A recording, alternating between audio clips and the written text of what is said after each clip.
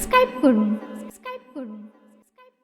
উপস্থিত মাননীয় স্মরণীয় বরণীয় শ্রোতামণ্ডলী ভাই ও বন্ধুগণ, আমি আপনাদের সামনে যে 2-10 মিনিট 20 মিনিটের স্পিচ দিচ্ছি, এটা কোম্পানি SM নজরুলের তরফ থেকে, প্রোডাক্ট থেকে। তাতে করে আল্লাহ পাকের ইচ্ছা এই বাণীটা যদি আপনাদের কাছে পৌঁছায়, যদি 10টার একজনও মনে রাখে, হয়তো আমার শ্রম সার্থক হবে ইনশাআল্লাহ। কি ক্যাসেট? এই ক্যাসেটের চ্যাপ্টার যেটা দেখছেন, স্বামী স্ত্রীর ঝগড়া। বর্তমানে এই জামানায় স্বামী স্ত্রীর অনেক ঝগড়া, কিন্তু স্বামী স্ত্রীর মুহাব্বতের দরকার।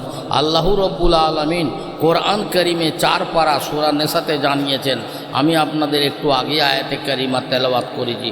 আল্লাহ রব্বুল আলামিন বলেন, ইয়া আইয়ুহান নাসু তাকু রাব্বাকুমুল্লাযী খালাকাকুম মিন নাফসিন ওয়াহিদাতিন ওয়া খালাকা মিনহা যাওজাহা ওয়া বাসসা মিনহুমা রিজালান কাসীরান ওয়ান নিসা।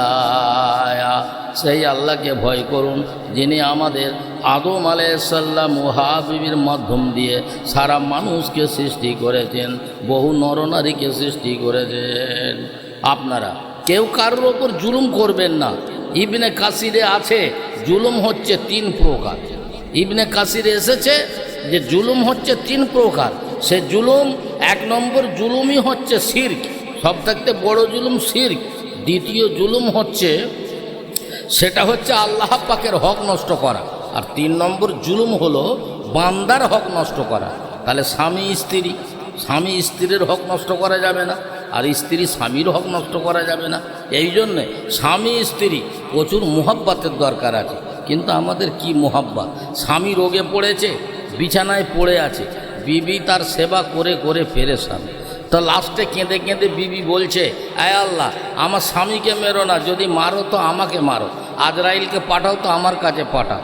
মেয়েটা কাঁদতে কাঁদতে অনেক রাত অবধি ঘুমিয়ে পড়লো। চোখে জাল বোনা ভাব এসে গেছে। ঘুমের ঘরে দেখছে, কি দেখছে? দেখছে একটা কুকুর, সে মাথায় হাঁড়ি ঢুকিয়ে ফেলেছে, বার করতে পারে না, লড়ে লড়ে মশারির দিকেই আসছে। তো ও মনে করেছে যে হয়তো আজরাইল এসেই গেছে। তখন বলতেছে, আয় আল্লাহ, আমি লাই ওই মশারির ভেতরে শুয়ে আছে, ওর কাছে যাও। তার মানে আগে বলছিল আল্লাহ আমাকে মেরো, আমার স্বামীকে মেরো না। কিন্তু দেখা যাচ্ছে বিপদের সময় সে স্বামীকে দেখিয়ে দিচ্ছে। তা কথা হচ্ছে, দুনিয়ার ভালোবাসাটা সামান্যর জন্য, কিন্তু সত্যিকারের ভালোবাসা সে কোনো দিন কেউ কাউকে এরকম দূরে ঠেলে দেবে না, এবং কিয়ামতেও সে দূরে থাকবে না। এই জন্য বলছি যে বর্তমানে যা অবস্থা চলছে, স্বামী স্ত্রীর মোহাব্বত আজকে তাদের মধ্যে কমে গেছে। আর প্রতি বাড়িতে বাড়িতে প্রায় দেখা যায় স্বামী স্ত্রী অশান্তি। বিবি বলছে স্বামীকে, কি বলছে? আরে তোমার মতো পুরুষ নিয়ে ঘর করা কি যায়, তোমার মতো পুরুষ নিয়ে ঘর করা কি যায়, কাজ না করে ঘরে বসে শুধুই খেতে চায়। বিবি বলছে স্বামীকে, এ কি ঘর করা যায়? একটা বেকার লোক, পেয়ারে মুসলমান। স্বামী স্ত্রী ঝগড়া দেখুন। তখন বিবি বলছে, তোমার বুকে শুধু স্বপ্ন আসা, ভাঙা ঘরে ভূতের বাসা, তোমার বুকে শুধু স্বপ্ন আসা, ভাঙা ঘরে ভূতের বাসা, তবু হতভাগী বলে আজও দোষ গো আমায়, তোমার মতো পুরুষ নিয়ে ঘর করা কি যায়। বিবি বলছে, তোমার এতগুলো দোষ, তোমার সাথে চলাই খুব বিপদ। স্বামী স্ত্রীর ঝগড়া দেখুন। বিবি আবার বলছে, সাথে এনেছি 5 ভরি সোনা, তা তো তোমার মন ভরে না, সাথে এনেছি 5 ভরি সোনা, তাতেও তোমার মন ভরে না, তোমার 3টি মেয়ে কিবা করে করিব বিদায়, তোমার মতো পুরুষ নিয়ে ঘর করা কি যায়। এই আমার স্বামী, তুমি তো মানুষের বিচার করো, তুমি কি আমার কথা কোনোদিন ভেবেছো? তাই বিবি বলছে, শুনি পাড়ার নাকি বিচার করো, একটু বউয়ের কথা ভাবতে তো পারো, শুনি পাড়ার নাকি বিচার করো, একটু বউয়ের কথা ভাবতে তো পারো, ব্যথা পেও না কো তুমি আমারই কথায়, তোমার মতো পুরুষ নিয়ে ঘর করা কি যায়। তাহলে বোঝা যাচ্ছে বিবি তার মনের দুঃখ স্বামীকে উগরে দিচ্ছে।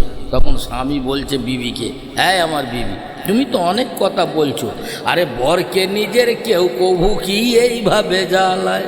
স্বামী বলছে বিবিকে, আরে বরকে নিজের কেউ কভু কি এইভাবে জ্বালায়, রোজে এটা আনো ওটা আনো করিস কেন হায়। তোমায় কি খেটে খাওয়াইনি আমি, তোমায় কি খেটে খাওয়াইনি আমি, কিনেছি নামি দামি শাড়ি, আর কদিন আগে নিয়ে গেলাম বেড়াতে দীঘায়, আরে কদিন আগে নিয়ে গেলাম বেড়াতে দীঘায়, রোজে এটা আনো ওটা আনো করিস কেন হায়। তোর মন ভরে না, তোকে তো আমি গরিব মানুষ কষ্ট করে এখানে ওখানে নিয়ে যাই আনন্দ দিই। স্বামীর নিন্দা করিস মুখে, কেমন দিন কাটবে তোর সুখে। স্বামীর নিন্দা করিস মুখে, কেমন দিন কাটবে সুখে। ঘরের কথা বাজারে কি বলে কেউ বেড়ায়, রোজে এটা আনো ওটা আনো করিস কেন হায়। বরকে নিজের কেউ কভু কি এইভাবে জ্বালায়। বিবি বলছে যে আমি তোমার জন্য অনেক কষ্ট করেছি, তুমি কত নিষ্ঠুর জানো। যখন আমার বিয়ে হলো, আমাকে যখন বাড়িতে নিয়ে এলো, বিয়ের সময় আসার সময় প্রথম দিনই আমি এত কাঁদলাম, আর তুমি এত নিষ্ঠুর, তোমার চোখে একটু পানি নেই। তো স্বামী বলছে, আরে কি কাঁদবো, তুই তো একদিন কাঁদবি রে বাবু, আর আমি তোকে বিয়ে করে এনে সারা জীবন আমাকে কাঁদতে হবে, ওই জন্য আমি আর কাঁদিনি। তোর হাতের মালা গলে পরে, স্বামী বলছে তোর হাতের মালা গলে পরে, বেঁচে থেকেও গেছি মরে। তোর হাতের মালা গলে পরে, ওরে বেঁচে আছি এ থেকেও মরে। কে জানি তো এইভাবেতে জ্বালাবি আমায়, কে ভাবি তো এইভাবেতে জ্বালাবি আমায়। রোজ এটা আনো ওটা আনো করিস কেন হায়। বরকে নিজের কেউ কভু কি এইভাবে জ্বালায়। গুলজার আমায় বলেছিল, ওরে গুলজার আমায় বলেছিল, কালো মেয়ে হলো স্বভাবের ভালো। গুলজার আমায় বলেছিল, কালো মেয়ে হলো স্বভাবের ভালো। আর নাগিন হয়ে ফোনা তুলে দুবেলা ডংসায়, আরে নাগিন হয়ে ফোনা তুলে দুবেলা ডংসায়। রোজে এটা আনো ওটা আনো করিস কেন হায়। রোজে এটা আনো ওটা আনো করিস কেন হায়। তো আমার ভাইয়েরা, তাই বলছি, বউ যদি হতে হয় তো ওই রকম হতে হবে যেমন ছিলেন, স্বামীকে ভালোবাসতে হবে। যেমন উম্মুল খায়ের ফাতমা, যেমন মা আয়েশা সিদ্দিকা রাদিয়াল্লাহু তাআলা আনহা নিজের স্বামীকে মোহাব্বত করতেন। মা আয়েশা সিদ্দিকা রাদিয়াল্লাহু তাআলা আনহা, তার অভাব কিছু ছিল না, কিন্তু নবীজির মোহাব্বতে, স্বামীর মোহাব্বতে ঠিক সময় মতো নাহার জুটত না, কিন্তু তিনি দুঃখ প্রকাশ করেননি, স্বামীর সেবায় মত্ত ছিল। মা খাদিজা রাদিয়াল্লাহু তাআলা আনহা আরবের মধ্যে বিরাট বড় ব্যবসায়ী, আল্লাহর রসুল গরিব দেখে বিয়ে করলেন। মানুষ যখন উপহাস করতে লাগলো, গরিব বলে ঠাট্টা করতে লাগলো অন্যান্য রাজা বা রাজার বাদশাহ ছেলেরা, তখন মা খাদিজা রাদিয়াল্লাহু তাআলা আনহা বলে, আমার স্বামী গরিব না, আমি খাদিজা আমার যত সম্পত্তি আমার স্বামীকে দিয়ে দিলাম ইসলামের খিদমতের জন্যে। যতর মালিক হচ্ছে মালের ওই মুহাম্মাদুর রাসূলুল্লাহ সাল্লাল্লাহু আলাইহি ওয়াসাল্লাম। তো স্বামীকে কিভাবে মোহাব্বত করতেন, তো ওইভাবে ভালোবাসবেন। স্বামীকে যদি ভালো না বাসেন, তাহলে আমার ভাইয়েরা দেখা যাবে যে সে ভালোবাসা যদি না থাকে, তাহলে সংসারে শান্তি থাকবে না। যে স্বামীকে মোহাব্বত করে না যে স্বামীকে মোহাব্বত করে না কসম আল্লাহর সে জান্নাতে পাবে না। যে স্বামীকে মোহাব্বত করে না কসম আল্লাহর সে জান্নাতে পাবে না। করুক যতই ঘুরে তওয়াফ কাবার, স্বামীকে যদি না মানে আর যদি হজও যায় কাবা তওয়াফ করে 5 ওয়াক্ত নামাজ পড়ে তাহাজ্জুদ পড়ে যতই দায়ী করুক না কেন, করুক যতই ঘুরে তওয়াফ কাবার, স্বামীর কদম তলাতে ঠিকানা। যে স্বামীকে মোহাব্বত করে না কসম আল্লাহ সে জান্নাতেই পাবে না। খেয়াল করুন, আল্লাহ আল্লাহ কি সাঙ্গানয় স্বামীরি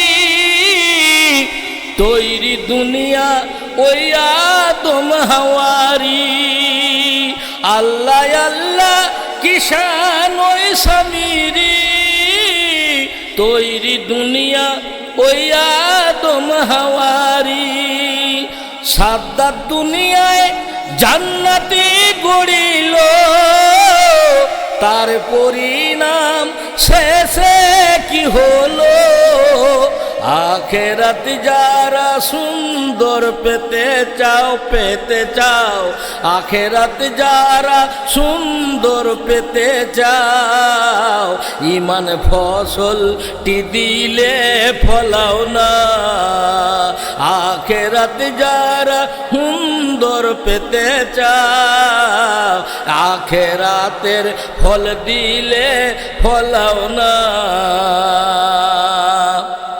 অনেকে আছে স্বামীকে মহব্বত করে না, হয়তো একটু দেখতে সুন্দর দেখতে ভালো, স্বামীটা একটুখানি রপানা দেখতে, তো তাকে খেয়াল না করে নামে তার রইল, অথচ দেখা গেল অন্য ভালো পুরুষের সাথে আনন্দ উপভোগ করতে লাগলো। মনে রাখবেন ও মনা, এইভাবে দিন তোমার যাবে না। ও মনা, এইভাবে দিন তোমার যাবে না। যখন আসবে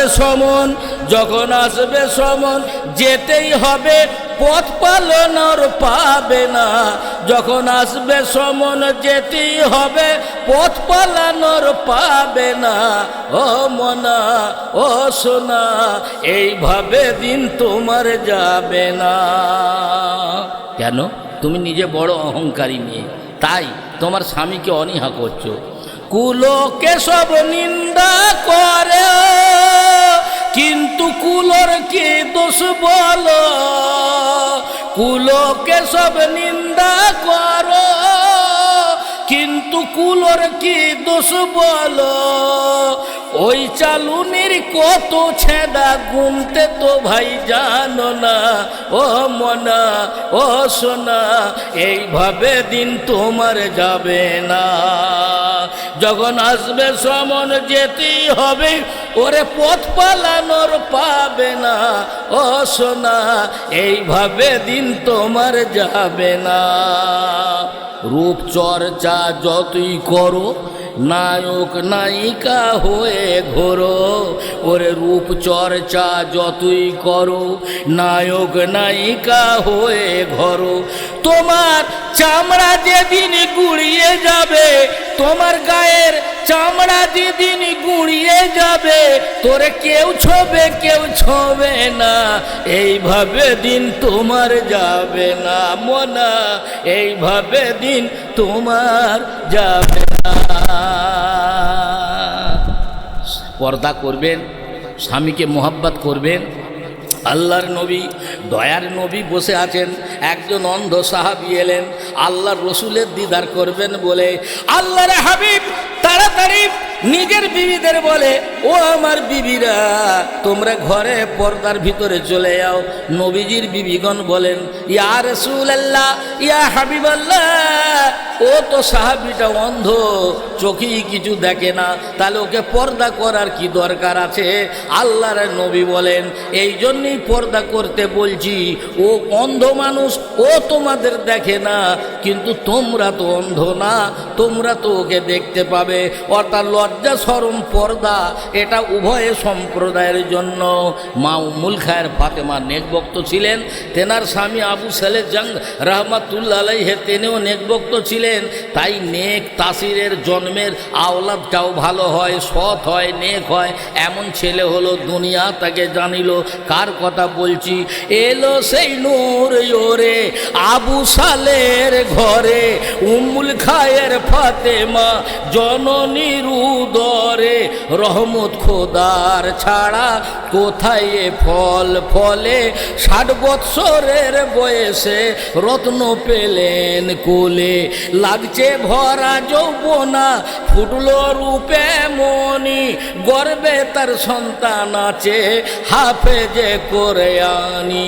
মা কেমন ছিল দেখো, সন্তান পেল কেমন, গড়া এই পৃথিবীতে পায়নি আর কেউ তেমন। কেমন ছেলে হলো, কে জন্মালো এমন ছেলে শোনো ও জগৎবাসী, কে জন্মালো এমন ছেলে শোনো ও জগৎবাসী। আর উনি হলেন পীরানা পীর আব্দুল কাদের জিলানী, উনি হলেন পীরানে পীর আব্দুল কাদের জিলানী, উনি হলেন পীরানা পীর আব্দুল কাদের জিলানী। প্যারে ভাই, তাই বলছি ঝগড়া ছেড়ে দিন আর মোহাব্বত করুন, আর নিজেরা সৎ থাকুন। এই দুনিয়াতেও বাঁচবেন, ওই দুনিয়াতেও বাঁচবেন। পেটের যে আওলাদ হবে সেও সৎ হবে। তাহলে ঝগড়া ছেড়ে দিয়ে মোহাব্বত করুন এবং ইমানি মোহাব্বত করুন। আল্লাহ যেন আমাদের এই সুযোগ দেয়। ওমা আলাইনা ইল্লাল বালাগ। আসসালামু আলাইকুম ওয়া রাহমাতুল্লাহি ওয়া বারাকাতুহু।